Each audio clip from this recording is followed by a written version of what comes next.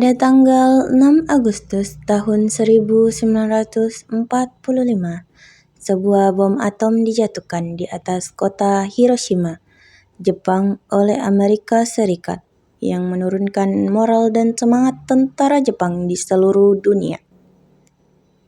3 hari kemudian, pada tanggal 9 Agustus tahun 1945, bom atom kedua dijatuhkan di atas Nagasaki, memaksa Jepang untuk menyerah kepada Amerika Serikat dan sekutunya. Momen ini dimanfaatkan oleh Indonesia untuk memproklamasikan kemerdekaannya. Pada tanggal 10 Agustus tahun 1945,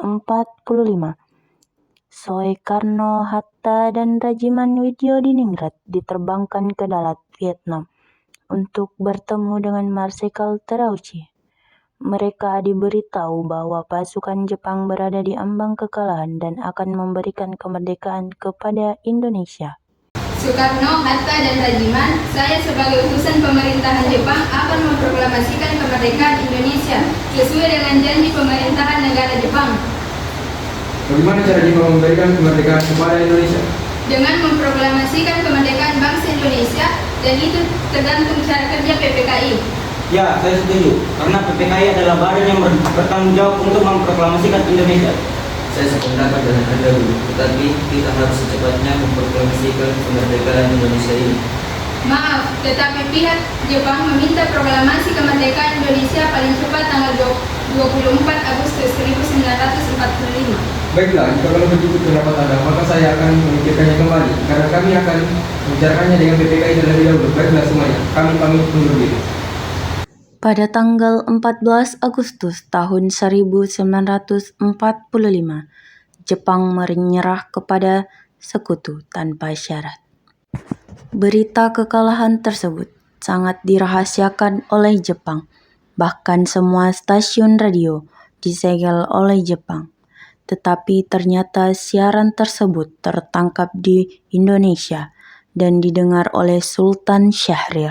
Received this afternoon a message from the Japanese government. Sore hari, setelah mendengar berita kekalahan Jepang, Sultan Syahrir dan para pemuda mengadakan rapat di Jakarta. Assalamualaikum. Waalaikumsalam. Saya dapat berita menggembirakan untuk kita semua. Jepang telah menyerah kepada sekutu. Maka dari itu terjadi kekosongan di kekuasaan Indonesia. Wah, kabar gembira itu. Tapi kekosongan kekuasaan itu apa? Jadi kekosongan kekuasaan itu, sekarang Jepang sudah tidak lagi menguasai negara kita karena telah menyerah kepada sekutu. Sedangkan sekutu belum menguasai Indonesia. Oh, begitu. Terima kasih. Lalu, apa yang harus dilakukan untuk mengisi kekosongan kekuasaan ini? Bagaimana kalau kita meminta kepada Bung Karno dan Bung Hatta untuk memproklamasikan kemerdekaan Indonesia secepatnya? Ya, saya setuju. Dengan itu, ini waktu yang tepat untuk memproklamasikan kemerdekaan Indonesia. Baiklah, kalau kalian semua setuju, mari kita pergi ke Bung Karno untuk membicarakan hal ini. Setuju! Tapi jangan sampai proklamasi diproklamirkan oleh PPKI. Kenapa Anda berpendapat seperti itu? Karena PPKI adalah badan bentukan Jepang dan kita tidak ingin ada campur tangan Jepang dalam proklamasi kemerdekaan kita sendiri. Maka dari itu, marilah kita sepakat untuk menolak hadiah dari Jepang. Kemerdekaan ini, kitalah yang akan menyusun sendiri. Kalau begitu, kita harus ke rumah Soekarno sekarang buat kasih tahu dia. Saya dan golongan pemuda lainnya akan membantu merebut kekuasaan Jepang. Rapat pun diakhiri. Keesokan harinya, pada tanggal 15 Agustus tahun 1945, Khairul Saleh, Sultan Syahrir, Wikana, dan Darwis tiba di kediaman Soekarno dengan maksud menyampaikan hasil keputusan rapat tersebut. Assalamualaikum. Waalaikumsalam. Permisi Bu, apakah Bung Karno ada di dalam? Kami ingin bertemu dengannya. Oh, ada Bapak. Ada di dalam. Ada keperluan apa ya? Begini Bu, ada hal yang ingin dibicarakan dengannya. Oh, boleh. Silakan masuk.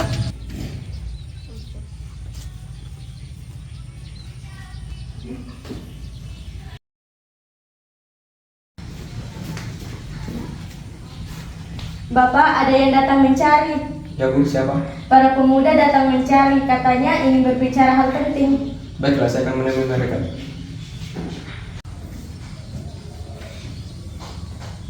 Ya, silakan duduk. Saya dengar dari istri saya ada yang ingin dibicarakan.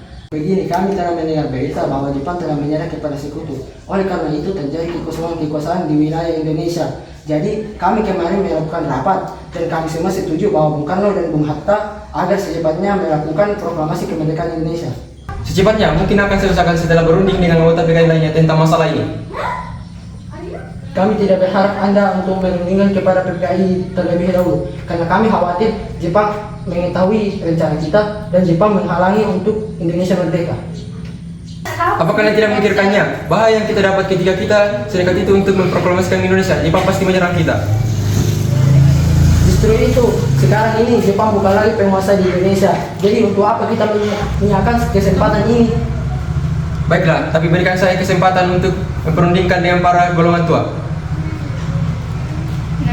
Karena masing-masing mempertahankan pendapatnya, keempat orang golongan muda tersebut berpamitan kepada Bung Karno. Mereka meninggalkan kediaman Bung Karno dengan wajah kesal. Kemudian Soekarno meminta para golongan tua untuk datang ke kediamannya dan membicarakan permasalahan tersebut. Jadi bagaimana Bung? Para pemuda sudah menuntut untuk mempercepat kemerdekaan Indonesia. Tetapi kita tidak boleh gegabah. Kita harus menyiapkan kemerdekaan dengan matang. Jika tidak, maka akan terjadi sesuatu yang tidak diinginkan. Ya, benar. Saat ini lebih penting menghadapi musuh. Jadi bagaimana Bung? Ya, lagi pula mereka sangat masih muda. Cara berpikir mereka sangat pendek, jadi kita harus melihat masa depan dan mempersiapkannya dengan matang. Baiklah, saya sepakat. Meski berat hati dengan keputusan Soekarno, para pemuda yang telah meninggalkan kediaman Soekarno tetap tidak putus asa. Mereka pun menyusun strategi bagaimana membujuk Soekarno dan Muhammad Hatta untuk memproklamasikan kemerdekaan sesegera mungkin. Akhirnya mereka memutuskan untuk mengasingkan kedua tokoh tersebut ke Rangas Dengklok agar terhindar dari pengaruh Jepang di Jakarta.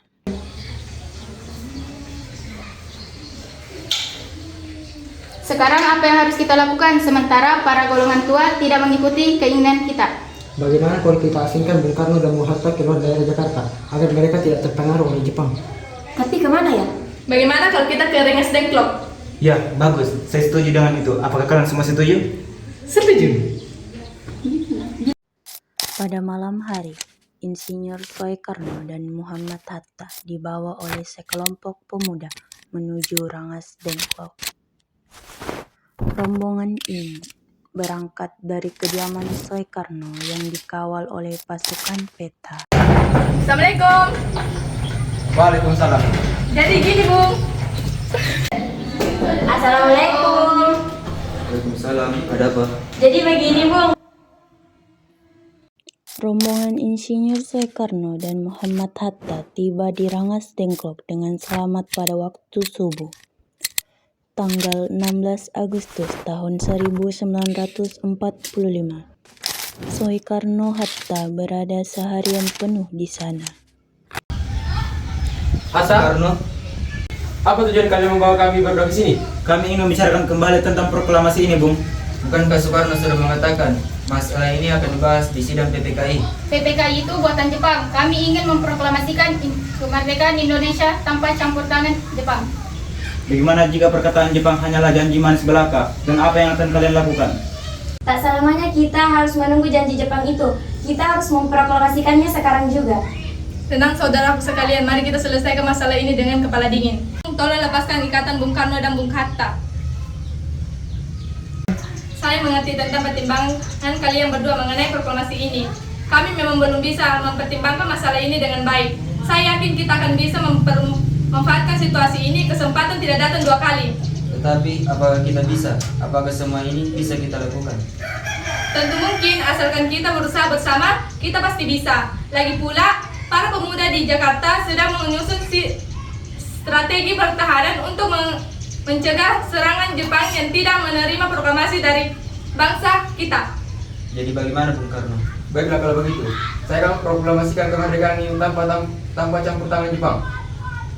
Pada pukul 5:30 sore, rombongan dari Jakarta yang dikenal sebagai Peta tiba di Rangas Dengklok untuk menjemput Soekarno dan Muhammad Hatta.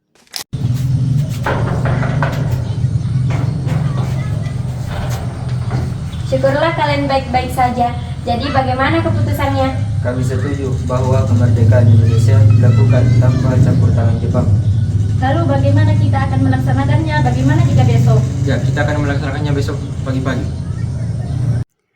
Insinyur Soekarno dan Muhammad Hatta pergi meninggalkan tempat tersebut, sementara Ahmad Soebarjo dan Khairul Saleh tinggal sebentar untuk membahas tempat pembuatan teks proklamasi.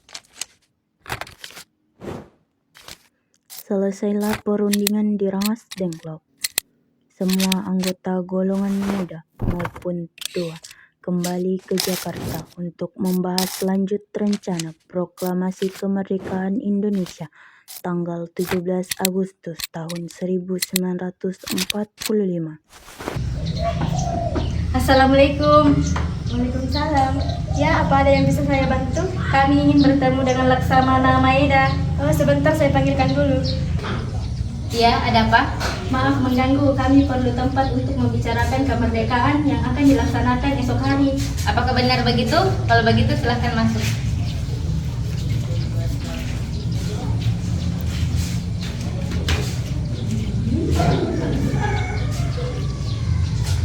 Silahkan duduk. Siapa yang akan menandatangani proklamasi ini? Menurut saya, teks proklamasi tidak ditandatangani oleh PPKI karena PPKI merupakan buatan Jepang. Kita sepakat bahwa proklamasi dilaksanakan tanpa campur tangan Jepang. Apakah ada pendapat lain siapa yang akan menandatangani proklamasi ini? Bagaimana jika naskah ini ditandatangani oleh para hadirin yang hadir pada saat ini, seperti ketika Amerika menandatangani teks deklarasi merdeka?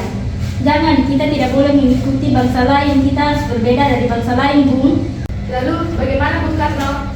Karena ini berkat bangsa Indonesia, maka kita akan menandatanganinya atas nama bangsa Indonesia. Bagaimana jika yang menandatangani teks naskah adalah Bung Karno dan Bung Hatta sebagai wakil dari bangsa Indonesia? Bagaimana para hadirin? Setuju. Tolong titik proklamasi ini, Bu. Baik, Bung. Apakah di sini ada mesin ketik? Oh iya, ada. Mari ikut saya.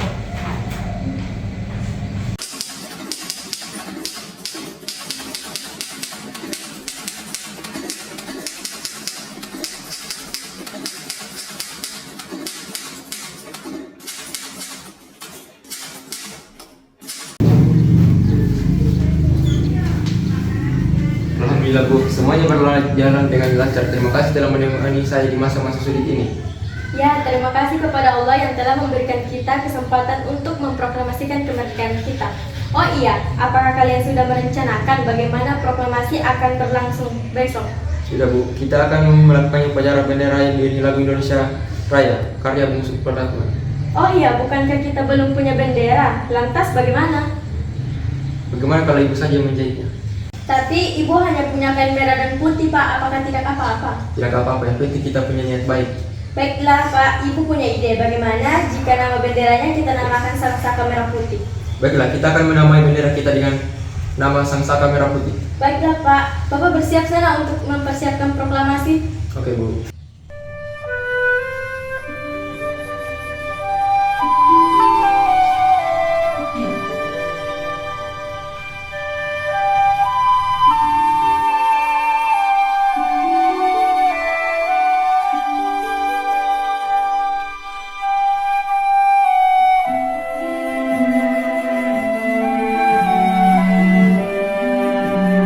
Putri, tolong kibarkan bendera ini. Siap, Bung.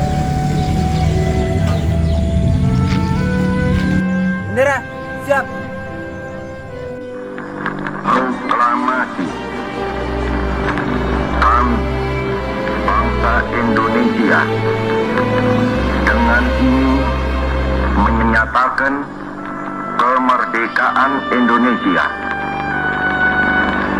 Hal-hal yang mengenai pemindahan kekuasaan dan lain-lain diselenggarakan dengan cara saksama dan dalam tempo yang sesingkat-singkatnya. Jakarta, 17 Agustus 1945,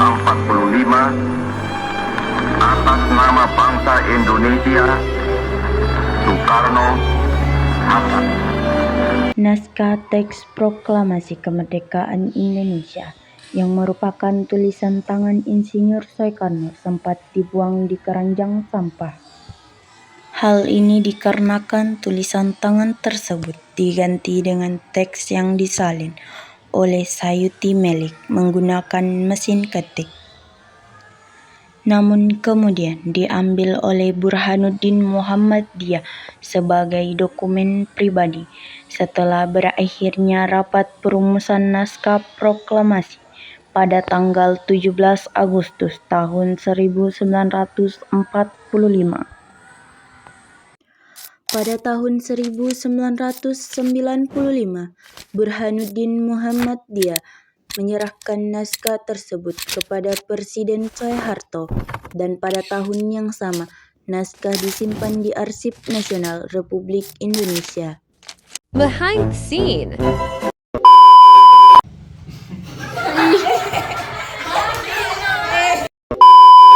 Bisa Teksnya tapi ini salah tulis ke pertamanya tapi ini. ini Bu.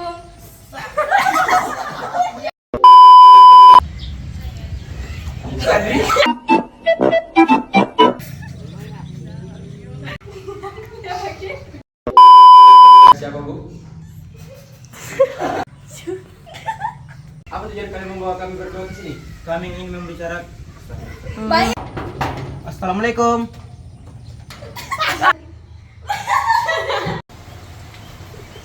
Kami ingin bertemu dengan Laksama Maeda. Saya juga ada.